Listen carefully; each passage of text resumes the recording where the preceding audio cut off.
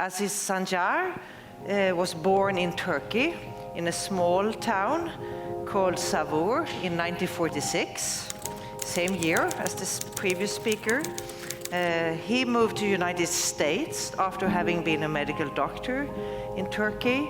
He went to the United States and got his PhD at the University of Texas in Dallas. And he's now Sarah Graham Keenan Professor of Biochemistry and Biophysics at University of North Carolina at Chapel Hill.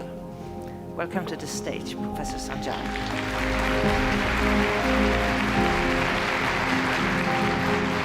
I wanted to be soccer star. I mean, that was really my goal. I wanted to be goalkeeper of the Turkish national team. That's what I wanted to be.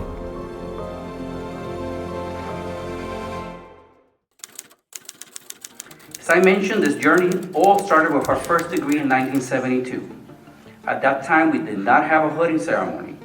We did not have well-established traditions. We didn't even have colors at that point in the school.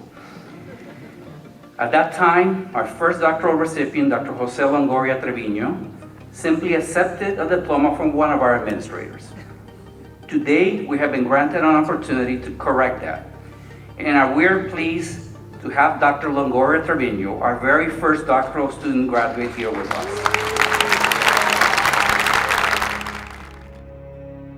We're talking about, I published that paper back in 1985. But in geology, every time that you try to move ahead the science, there's a lot of resistance, lots of resistance.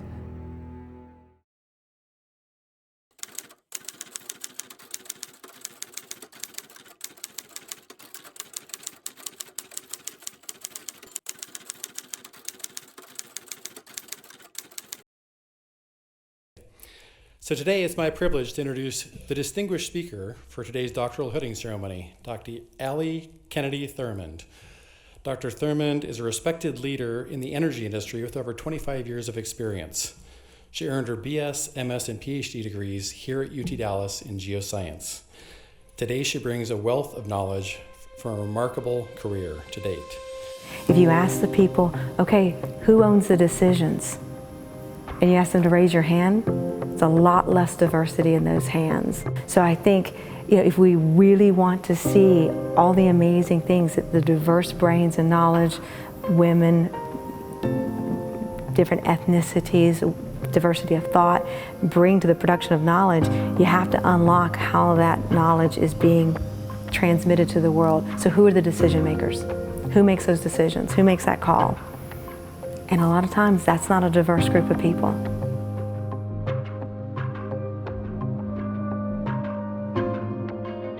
Three graduates of the School of Natural Sciences and Mathematics at the University of Texas at Dallas are now world-renowned scientists and leaders in the fields of biochemistry, geology, and energy exploration leadership. In this short documentary, we want to tell their stories. Our scientists were asked about their inspiration as well as their time at the university. They were asked about their approach to success and about struggles they faced throughout their journey. I used to live on Melrose. I don't know if you know what Melrose is. It's a few blocks from here. I used to ride my bicycle here. And coming here this time of the year, you would see both blue bonnets and Indian blankets, etc., all over around UTD, but they're all gone. I first came to UTD, well, what it was the SCAS, the Southwest Center for Advanced Studies. Basically, I was following my major professor, Professor Emil Pesaño. He was the expert on that particular group of microfossils that I wanted to become an expert on. So I came with him, and that was in '68. I remember that was the summer of '68. And for me, the geoscience department, it kind of felt like a home. I moved around a lot, but then that was home. So I think once I got here, it's just really hard for them to get rid of me. So, and it got to a point, especially in the industry at the time, I guess this was in the late 90s, it was kind of cheaper to stay in school than it was to try to get a job. So it was just that right time. And so I continued on with my master's. And then, being in that environment with a lot of postdocs around, other graduate students in our department, it was really seamless. I mean, the undergraduates and graduates, they commingled. So you didn't have imposter syndrome, right? Because you're sitting next to these people who are working on their PhDs, and you're like, yeah, I can do that, right? And they were always quite, welcoming with advice and all of that. So it never struck me as something I couldn't do. These remarkable individuals found themselves ignited by their teachers and professors. These mentors not only imparted knowledge, but also instilled a profound sense of inspiration and motivation. Their guidance laid the foundation for their unwavering pursuit of their scientific passions. Their stories stand as a testament to the profound impact that educators can have on shaping the trajectory of aspiring scientists. So I was in this biology class, lots of students all taking their required biology course, and there was this professor who was, it's funny because, I think of her as this little old lady. She's probably younger than I am now, but at that moment, she was this little old lady to me. Tiny, spunky, just all this energy. And she didn't make me love biology, because it's still, it's still tough for me. But she made me love learning. She just really got me excited. And all of a sudden, I'm like, oh my God, she's a girl. She's doing this, right? In high school, I had a very good chemistry teacher, and that really got me very excited about chemistry. And so I want to become a chemist, and maybe you've read it in my biography too. But that chemistry professor really was the one who turned me on science. And then in medical school, year 2, for the first time, I heard about DNA. And that's when I said, that's what I'm going to study. I'm not going to practice medicine. So I could have gone to, for example, to France or to Switzerland. And for me, as a very young person, because I was very young at that time, going to Europe was more appealing than just coming to Texas. But however, I really knew how to value my education. So I really wanted to come here because he was here. If he would have been, I don't know, somewhere else, I would have ended there. He was an excellent researcher. Then I heard there is DNA repair, which was discovered by Dr. Rupert. And then I came after him.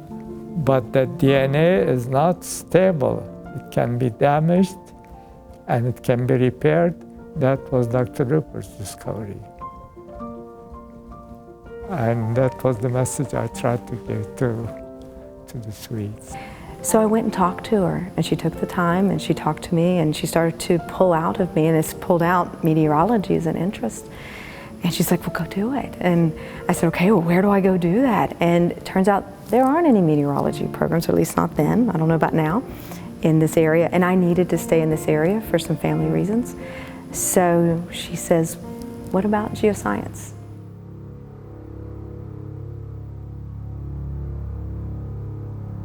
After completing their education at UTD, Dr. Sancar and Dr. Longoria continued their path in academia, while Dr. Thurmond chose to enter the corporate world as a leader between the United States and Norway.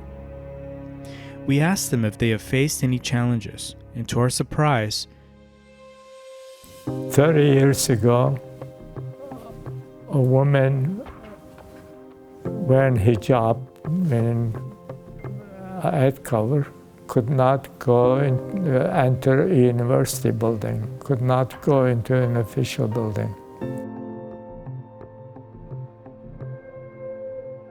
And I handed the physics professor, so a man, said, "Hi, I'm new to your class," and he looked at me and goes, "You must be in the wrong place."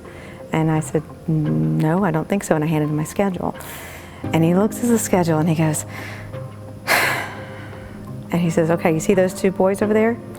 Those are your lab partners, and they're gonna make sure you don't hurt anyone." And that's when I looked and realized there were no girls in the class. Unfortunately, I think it's very sad. Nobody wants to talk about that. Nobody wants to talk about that. And they fought this for 30 years, and now they can. And they still, some people look down upon those kind of people, and some of them are the best scientists in Turkey, actually. I have one of them here in my lab. I have three Turks in my lab. All of them are female. Two don't cover their heads, one cover their, it's fine, it's just whatever you do. As long as you do your science, that's fine. Where I do think that we continue to struggle is what girls do with that education, and are they able to reach the heights that they want to reach, and can they do it without conforming, right, to what is considered the norms of corporate world or academia, right? So I think that's a long way that we still have to go. We can see, only certain funnel that comes in, and then people choose between their aspirations and their abilities to move up that ladder. I think that if we can get to a point where it is actually abilities and aspirations that drive the funnel and not other glass or concrete ceilings, and concrete ceilings are the ones that women of color face. I'm from Mexico. I studied in Mexico, and we have always been taught how the main Cordillera and the mountain belt that crosses Mexico from the border with the United States to the border of Guatemala. And we were given this idea of how the mountain chain got to be, or was formed. And then, for one reason or another, I was very critical, and because they always ask us to be critical thinking, independent thinking. They always, even in the 10 papers. This problem of mixing science and politics, religion and politics and science is hurting Turkey. I know that, and I say it. But other than that, I really don't know what I can say. But that is a big problem. So then I start challenging the idea. And back in 1985, I published a paper bringing a new theory on how that huge mountain range had formed. Ooh! You can imagine. Lots of resistance. A lot of resistance. And so, has anything, come of that? Or? Well, yeah, but nowadays, but we're talking about, I published that paper back in 1985. But in geology, every time that you try to move ahead the science, there's a lot of resistance, lots of resistance. We sought the wisdom of our accomplished scientists as they offered guidance to current students and those aspiring to embark on their own scientific journeys. Their words of insight and encouragement serve as a beacon of light for those navigating the intricate path of scientific exploration. Let's now listen closely to the invaluable advice they share. I think some of the best advice that I can give is, one, I think it is important to know who you are. I think if you can really unlock as early as you can. I've gone through this exercise more later in my journey. I wish I had done this so much earlier. Between working with good coaches, good mentors, get them as early as you can. Really get to know who you are. Because once you know who you are, I promise you will have so much more confidence. You will be less likely to be dragged by the nose by somebody else's opinions of who they think you should be. So that just takes a lot of work. And then I think you can be more true to who you are. You can fight for what you need. You can be your own advocate in a better way. And then you don't let things, you know, when I think about some of the things that probably stood in my way, like a physics teacher sighing, you know, when he thought of a female being in his class, I think if I had a better appreciation of who I was, I'd have ripped the page out of his hand and I'd picked my own damn seat, you know, and my own lab partners. So, I mean, that's of course easy to say with, you know, a lot more gray hair and wisdom, but I think the more that we spend getting to know ourselves, and the way to do that is reach out, get good coaches, get good mentors. They are out there, and that's what they love to do. They love giving advice with mentors, but coaches are those people who can really pull out of you who you are. What do you want? What do you want to do? I would do that so much earlier. The first advice is the one you showed me. Do not do science to get the Nobel Prize. Find something that you find interesting and pursue it,